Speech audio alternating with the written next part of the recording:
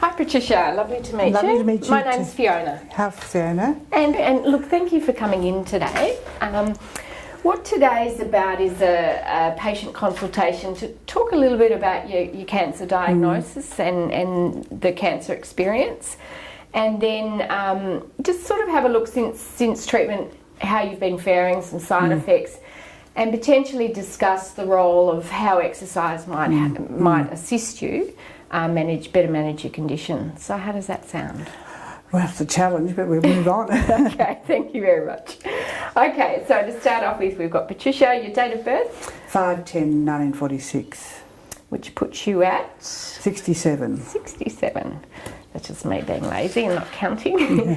And you're treating oncologist. Can't remember? I can't remember his name. That's all right. It was just if we have any additional questions. Oh, well, look, I will give it back to... I'll email Kelly with it or something. Fantastic, or you. fantastic. There's no problem. It's just if we have follow-up questions. Yes. Very rarely we do, but just in case. I've been to the Brain and Mind Institute about my lack of memory, so... Maybe one side effect treatment, perhaps. That's okay. Okay, so just to start off with then a little bit about your... well, first question is employment status, and are you retired? Are you working? No, I work part-time. Work part-time? Basically, okay. Yes, about 14 hours a week I work. 14 hours? And is that across a couple of days? Or? Yes, it's spread over 3 days. 3 days, okay. So sort of 3 half days or something. Yes. Just helps us plan, potentially if we're popping some exercise into your life, how we can fit that in, etc. Okay, and is there a support person? Is there a husband or kids? No. Or one daughter. Yes. A daughter? Claire. Okay, just in case we need some support here. And, you know, and support doesn't have to come just from a family, it can come from friends, and particularly with exercise, it's always nice to have a buddy if you can. Okay, so moving on to your cancer type. It was a non-Hodgkin lymphoma, B cell. Okay. It was a little unusual as it grew on my thigh bone. Oh, really? Okay. Very long and thin. Right. Very narrow. But so that's the left? Left leg, yes. Left side. Okay. And that date of diagnosis? We know it well? 2000. Well, actually, there's several days of diagnosis. I first went to, or not, I went several times to my GP saying I've got a swollen lower leg, and he said, oh, you fractured your fibula a few years ago, that's what it is. Right. Then the third time I went up and said, no, I've got a swollen leg. He said, well, go and see the physio. So I went and saw my physio, and she said, but your whole leg is swollen, Pat, go back to your GP. Yep. He sent me up to the medical centre of RPA, and they did a ultrasound, and she just put it on very quickly and said, oh, there's a tumour there. Oh, and then you weren't expecting, I would imagine? No. And then they rang my GP to get a scan. This is like early August of 2009. So, but then I waited for the results, and they said I had a melanoma. That was a melanoma, which is like death if you have one of those. But my GP the next morning said, no, it's not a melanoma. So we got into Dr. Stully. So from that, I saw him on one Friday, and it took a month from that day to actually get final diagnosis. These things you don't think about. You think, oh, well, I'll go and be done. But no, they did all these tests and biopsies, and then they had a group decision-making process. They have it on a Friday, and they present these cases, and then the pathologists and other medical experts all sit around the table and discuss it. So he actually rang me on a Sunday to say, yes, it definitely, this is what it is. And I went. Then I had to wait another week to the following Friday, and then they had a group session at PA, and they said, "Oh, can you start now?" And I said, "Now." So it was pretty important. And I said, "Well, no, we haven't had any blood." He said, "Oh, no, we haven't, have we?" So anyway, I started on the following Monday, and I was told I had to have 8 sessions of chemo and 20 days of radiotherapy following the chemo. And they were consecutive days, so each day you came in? They were consecutive in the radiotherapy, 5 days a week, 4 weeks. Except when the machines broke down, you had a day off. And the chemo they were giving me was called CHOP, C-H-O-P. It's called CHOP chemo because it's a mixture. Because you know there's over 100 different cocktails of chemo. I didn't know that till I got in there. Yeah, so can you remember what was in CHOP? I can email it to you. I've got it in the book at home. Okay, so I'll add that because it'll be good for my students to look up Yes. what it was and potentially what some side effects might be, but I'll certainly ask those anyway. Yes, I felt like you're living in a dream. It took so long to get sort of, but they just wanted to be obviously very thorough. And so, and how did they actually stage it from the pathology that they took and all those tests? Did they say it was stage 1, stage 2? Didn't mention the stage. Didn't mention But all the they said it was stage? very fast growing, and my oncologist said if it doesn't work, you're in trouble. So it was really that whole bar. They don't sugarcoat, do they? They don't sugarcoat these days. So I said, look, I'm sure it'll be all right. I think the thing is that what I noticed that you're like a machine being treated. You know, this, that, here, there. Then this is what we're going to do with you. But no, and because you know how with the breast cancer, there's a nurse now in the hospitals looking after. There's nobody looking after patients like us. We're just sort of there. And that, I really noticed that I was sort of trying to talk to people to find out a little bit, not to other patients. I didn't want to do that. I went to the staff, but they're all so busy. Right. So it's really a tough world, really. I had to get enough information. Yes, and I couldn't work out why I was going up and down, but I was taking 100 milligrams of prednisone for 5 days, then taking straight off it. And I was feeling like one day I'm high, the next day I'm really low. And one of the nurses said, take some stress vitamin Bs and it'll correct it a bit, and it did. So but you had to ask, and kept asking people, why am I feeling like this? Rather than just tell you that's what you should do in the first place. Yes. So, there was, I did mention at the end that I thought it's not anyone's particular fault, but communications can be a problem. Okay. So, and it really lucks out, depends who you get. It is. But yes. they are busy, definitely they are. I couldn't believe how busy they were. But I didn't feel like chatting to other patients, so I used to get behind a wall and just go quietly, because it's just enough shock to your system. But a lot of people do want to talk to each other. And I think it's a personal thing, and you don't know how you're going to react until... Well, you don't know. And what was interesting, I used to write an email to my friends about once a month and tell them what the story was and who I'd seen and all that. And one girl said that was the best thing I've ever read. She said, because I now know what it means. She said, all you ever hear is people going to have chemo, radiotherapy, and not know the passage of time and what can happen to you. So I thought I was doing a bit of education for my friends while I was suffering the side effects. Okay, so it was in your left femur. Did they do any surgery to remove any of the tumour, or was it just all shrunk through chemo and radiation? Yes. Okay, and did it leave the femur in a good state, or? Well, yes, it's okay. My knee was. They told me before I started that I would have problems with my left knee with the radiotherapy. Okay. But what they didn't tell me was that my, as I found out later, that my bladder got burnt from the radiotherapy. Oh, okay. So that involved more surgery to sort of sort all that out. Correct that. Yes. Okay. Yes, the side effects can be. Look, I think that took me 2 years or more to get over the side effects. Right. Have to have further treatment, because just after I finished my treatment, I developed a melanoma on my face, and it had to be taken off. It was cancerous, and they said that there's two pits of thought. Some people think it came because of the cancer, and other people just said this is bad luck, you just got it. And unrelated. Yes. So after 4 treatments, my hemoglobin dropped. I had to have blood. And you're not allowed to have chemo during this period. So I just said to my professor, I said, can I please have another PET scan to see where it's at? He said, oh, you've had lots of scans. I said, I know, but it's my body, and I'd like to have one to see if anyway, they allowed me to have one, and the tumour had gone after four rounds, 8 weeks of chemo. Okay. So 8 weeks was maybe shorter than they'd normally do. Well, that was only 4 lots of chemo, but then but then I said, do I have to do 8 lots of chemo if this gone? Anyway, they let me get off at 6. Okay. 6 lots of chemo every 2 weeks. Mostly they have it every 3 weeks, but with mine, because it was so fast growing, I had to have it every 2 weeks. And the side effects took 12 of the 14 days to recover. And those last 2 days I used to slip into work for a couple of hours just to be normal, because you had no energy. You just, and anyone came to visit you, you'd only be there, you'd allow them for an hour, because you're so tired and so feeling awful. And this is not described very well to patients, and I don't think yes, it's really difficult. I'm hoping education gets a little better in the future. So during treatment, did you do any forms of physical activity or? No, I didn't have any energy to do anything. No. The only thing I did for a day was get out and go up to the post office and get my mail, and I did it about 10 o'clock in the morning when no one was around, or pop into a supermarket, get a little bit of shopping, and then I'd go straight home. And that would be it for That's the day? That's my outing. I was so excited being out for a little minute. Yes. But and that was probably the most important thing you did in the day. Yeah, that was good for me to do that now. And I just, having nursed, I realised we just got to live through this and just be positive. I treated it as So you were a nurse? Yes, yeah. I treated it as a project. Right. And I thought, no, we just got to live through this project. And so That's your way of coping with it. Yes, because it's.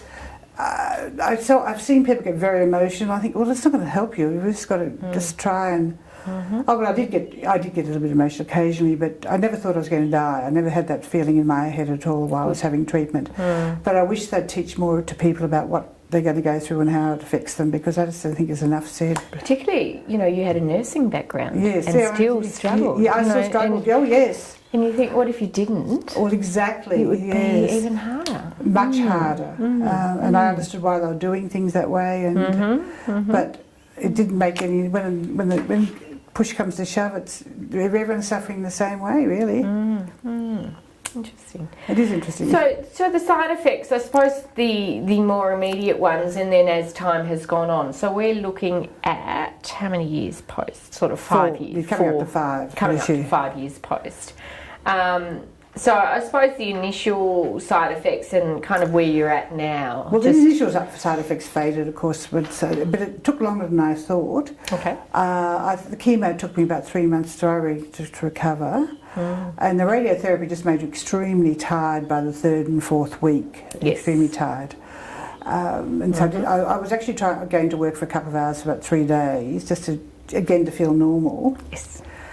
And then on the 3rd and 4th week, there was no way I could do it. And anyway, to celebrate, I decided to go and see a live show. But what had happened, though, all my leg got burnt in radiotherapy, and I had all these dressings on the back. And the day I finished, I sat up in the Capitol Theatre watching some silly live show because I wanted to feel normal. The worst thing I could have done. But you just want to do things that appear as if you're getting over it, but it's just got time. It really is time. My girlfriend went and did an Ironman post cancer because pre-cancer that was normal.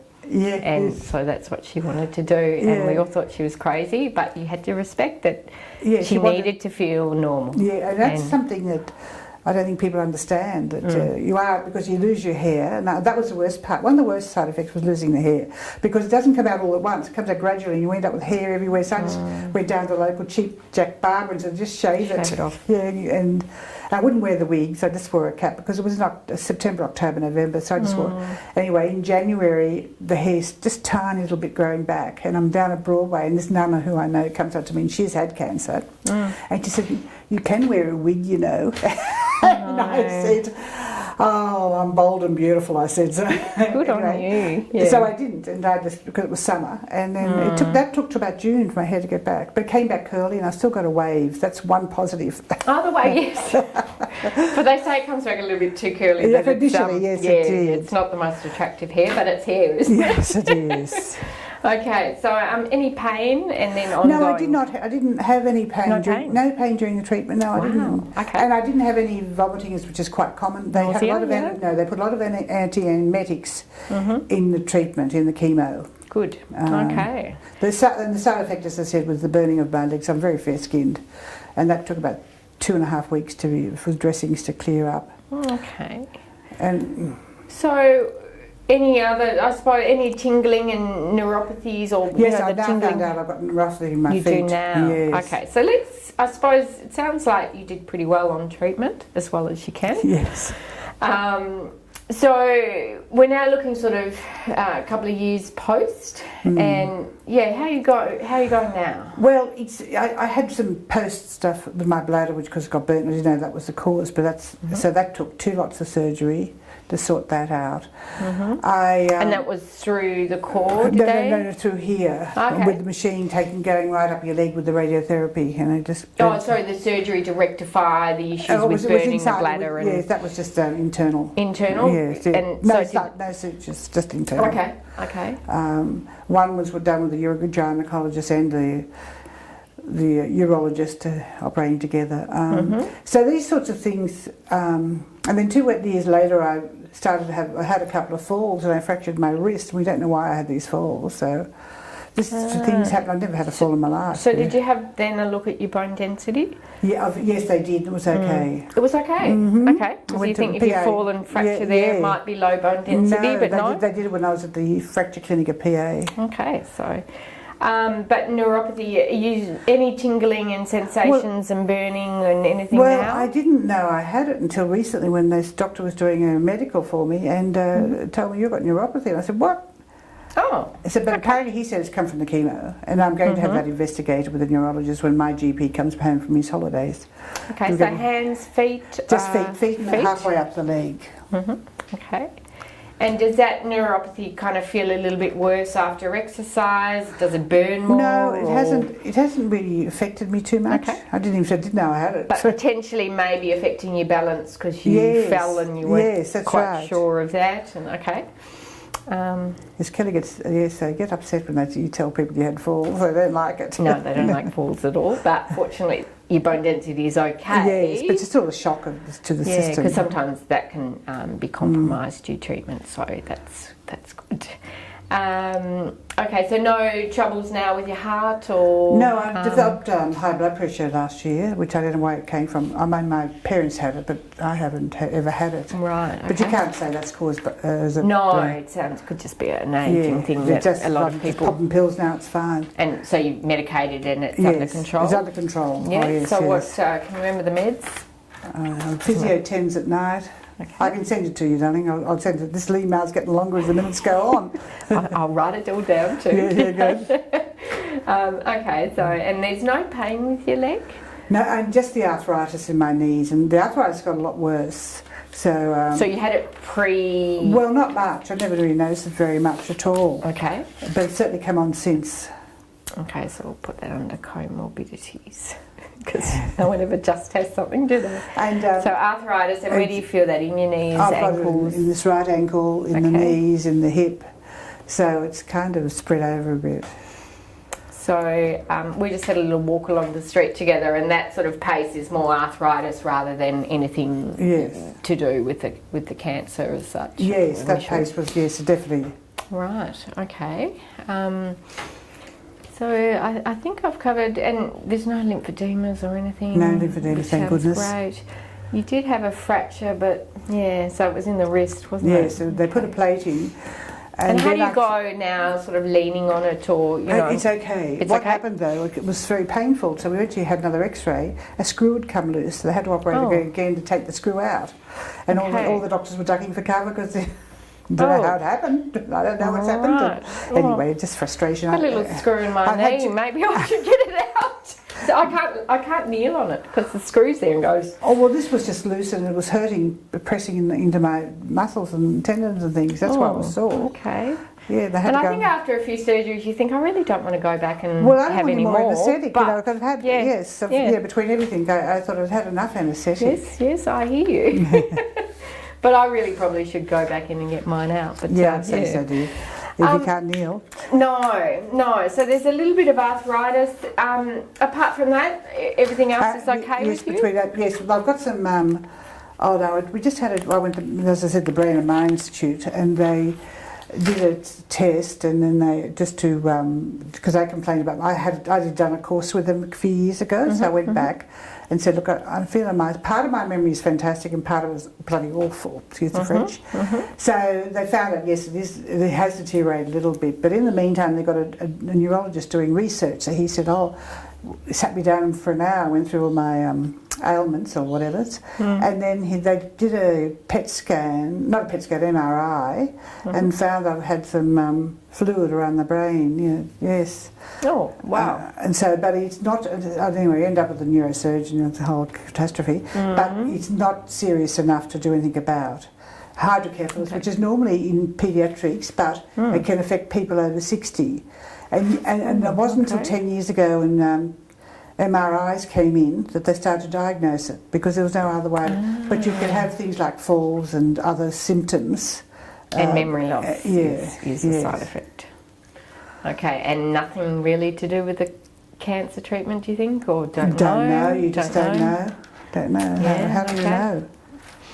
Yeah, but I was a bit nervous it could have been a tumour or something, you know, that's what you think. Well, that's the hardest thing, I think. That's the fear, isn't it? It's a fear you live with, that you don't want to be diagnosed with anything because you just don't know what's going to come out of the end of it. So. And every little niggle that we might probably not think too much about, you'd think a lot about, I suppose. Well, yes, I suppose so. I mean, but the arthritis is also in my neck as well and my back. Okay. Because I did a bone scan recently and... but, you know, it's all... I can live with it. It's just, it's just... And it's a part of ageing, unfortunately. Well, that's right. Yes. I mean, I'm at the age and my friends have memory problems, so it's not just me. There's a whole bunch of people I know. I go into a room and forget why I'm there. I'm glad other people do that besides me. I always blame busyness. There's just too much in my head. Yes. So blame busyness. I'm just too busy. Okay, so what we're hoping to do is sort of look at where you're at and whether exercise might be able to play a role in helping you manage sort of post-cancer treatment. So I'll start off, are you doing any physical activity at the moment? I used to do some walking when I'm motivated, and I also go to aqua aerobics. I started that again. I used to do it before I got sick, and I really enjoyed it for about 3 or 4 years and really got into it. And then I went back after treatment, and then I had all this pain in my hip, and it was from the arthritis. But now I just swallow Mobic every day. That's the anti-inflammatory. Okay. And that takes away the pain. And Mobic, yeah. So I decided. And that's daily, and that makes ensures you're functional. Yes, makes I'm functional. And and then I thought, no, I had also moved house. I had a terrace with a lot of stairs, and since again, so I decided that to move into a level 1-bedroom apartment just to make my life easier for myself. And there was a pool nearby, so I started doing aqua aerobics. I try and get there twice a week, but often there's things in your life that you can't always get there, but I do try. Okay, and it sounds like you walk, and you said, I sort of caught the words, when I'm motivated, so we could potentially help you with that as well. Well, I think that's a really good thing to try and do, yes. Because I think we all know what we should do, and then, So I think the idea is, you know, trying to sort of set some goals, but also trying to help you set a routine, because sometimes when you're not motivated, you think, oh, I won't do it today. And so maybe what we can do is have a look at your week and then see whether we could potentially put some things in. The other thing, whether... so you're walking, and are you limited by how much you can do? It sounds like a stairs a problem. Yeah. No, other than stairs, no, I'm not limited. I mean, I'm still fairly busy. You know, on school boards and. So stairs cause pain? No, just coming down. Coming down, I'm very careful, particularly after the fall. So it's pretty big loading coming downstairs. Yes, going up is not such a problem at all. It's just coming down. I always walk sideways. Yes. So with your goals, you know, some of the side effects from treatment is people either gain weight or occasionally lose weight and become too frail. And where are you sort of sitting with your weight? Well, are you happy with it? I just lost 10 kilos. No, I just lost 10 kilos last year, and I've kept it off. But now I've got to go and lose another 20. It's my own goal. No one else has told me. Wow. Okay. But I'm a bit sort of plateauing at the moment with that. I mean, it hasn't got any worse. It hasn't got any better. Right, so you know what happens then? Yeah, your body adjusts and becomes accustomed, and then you have to reinvigorate it and you know, stress it a little bit to get the metabolism going and challenge it, and then hopefully the body will adapt again. So so I'm kind of looking at this and saying, with the goal of a little bit of weight loss, that there certainly needs to be some aerobic components in there. You've got your aqua aerobics, and that at the moment's once a week. I'll try and make it twice, but let's face it, over the 4 months I've been doing it, probably average about 1.5 times a week. Sometimes I do 2, sometimes I do 1. Okay, and the busyness is related just to social things or work and committees and boards I'm on. Okay. non-payment due volunteer. I was actually 7 years with the SES as a regional volunteer media officer for the southern part of Sydney, but when I got ill, I had time to think about some of these people I had to work with. I thought, no, life's not worth that. I'll go and find some more things to do. Your priorities change. That's the interesting thing, priorities do change. And you don't sweat the small stuff? No sweat the small stuff. Yes. Okay, and it sounds like you do enjoy walking. Do you do that with someone else? Like, have you got a walking buddy? Or? No, I really don't, because I haven't. Because when I want to walk, some others don't want to walk in the early morning. What I tend to go to shopping centres and walk around. Yes, that's fantastic. Oh, no, huge in the US. Well, I know, shopping centre walks. Because it's not boring. I mean, I stay on the bay near where I live, but it's still just water. And so you get used to it after a while, so I find that's what I do. So that pace, would you just say it's constant or is it brisk? No, it'd be just constant. It's like I'm walking up the street with you. Right. So if you engage that pace, not too much. Sometimes, a really good thing for, weight loss is getting that heart rate up, and whether we could even start just a little bit of brisk within that walk. Yes. It doesn't have to be the whole walk. No. But just trying to get that heart rate up a little bit and get that metabolism going. The other thing we could do with a goal for weight loss is look at your eating habits. We're not dietitians and we don't look at food content and nutrient value, but we might look at eating habits and maybe amounts of food, and whether we could actually look at a better plan for reducing portion sizes and maybe having a look at things like, people say, oh, I love a glass of wine or 2 or 3, and whether could we just reduce that to 1 and just sort of small. Well, you won't have that problem. I don't drink. You don't drink? Don't Fantastic. That's a great start. But, are there things that you're doing, and you will know them. Yes. But whether we can just start setting little goals that might help us with that. So that's sort of a nice place to start. So with the exercise, we definitely need some aerobic, and it sounds like if we could get those 2 aqua sessions in and a couple of brisk walks, that's well and truly covered. I'm just thinking sometimes too, if you're looking at weight loss, it's good to have a little bit of muscle because muscle has a high metabolic value. So if we can get you sort of strong and stable as well, and maybe potentially reduce any further risk of fallings and things.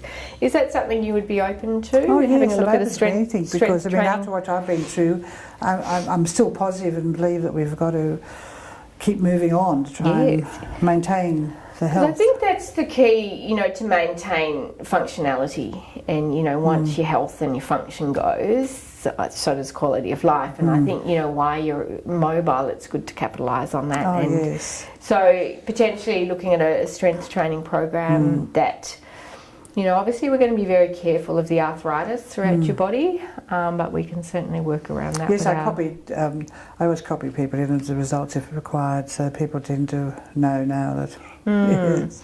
And I think it'll be a matter of us working with you to work out what you can do and make sure that anything we do doesn't inflame anything and make anything worse. Well, I find sometimes with arthritis is that it could be the shoulder this week and the ankle next and one knee or another knee. It sort of hops around. It doesn't concentrate in one spot. That's what I have found. So as long as we communicate with you how are you going today and potentially if there's an area that's inflamed and bad that week, we could work around that. Yes. But across the week we could. Yes. Yeah. Okay. And so ideally, I think the idea here is that we don't be too ambitious, that we start small and maybe, it sounds like you're pretty busy, but if we could get 1 session in a week to start and start building it up and then see if we adjust our priorities. But I think that would be a nice goal. And it sounds like the water might be a nice environment for you. Yes, the water because is, of those joints. Yes, yeah. Is it nice and warm? Yes, good. Yes. It's like our pool. I've got 2 indoor pools. Great. And they vary which one you go to, but it's always indoor and it's warm. Yes. And I think the key is that you need to enjoy what you're doing, and it sounds like fun. Yeah, I you do enjoy it. Yes, you've got to know some people there. A lot of nice women. Go to a couple of places, mainly women, and they're quite regular. Fantastic. And you have a coffee afterwards? Yes, sometimes, yes. It's fantastic. Okay, so I think that's about it. Just recapping the goals too, I think if we could help you with a bit of trying to work out a regular schedule and you know, maybe helping you with your motivation. So if we work with you to Yes. keep you on track rather than you having to do it all yourself, I think sometimes that's hard. Well, it's always an excuse to give up. If you Yes. try and do it yourself, if you've got someone leaning over your shoulder, you can't do Yes. that. You've got to keep going. And particularly, you know, say if you did come on into the lifestyle clinic and we had a program, that's a regular contact and we can check how you're going across Yes. your week. And I think, do you believe that would sort of help you a little Yes, I'm sure it would. bit? Okay. Having the front up to something, yes. You can, yes. Okay, so there's a routine and we're going to look at weight loss. I won't promise you 20 kilos, but it would be lovely if we could. I think the older we get, the harder that Yes, weight loss yes, goals are. yes. But certainly... Yes, I looked at my school reunion we had last year. It was 50 years since we left school, and everyone had the very few ultra thin ladies left at our age group. They all had the middle age pud. Oh yeah, yes. I'm determined not to have that, but you never know. Well, fantastic. Well, that's a lot of information for my students to work from, which is lovely. And yeah, particularly like to thank you for coming in and sharing your story. Oh, it's my 'cause I think, pleasure. I'm happy to help. Fantastic. Thank you. Thank you.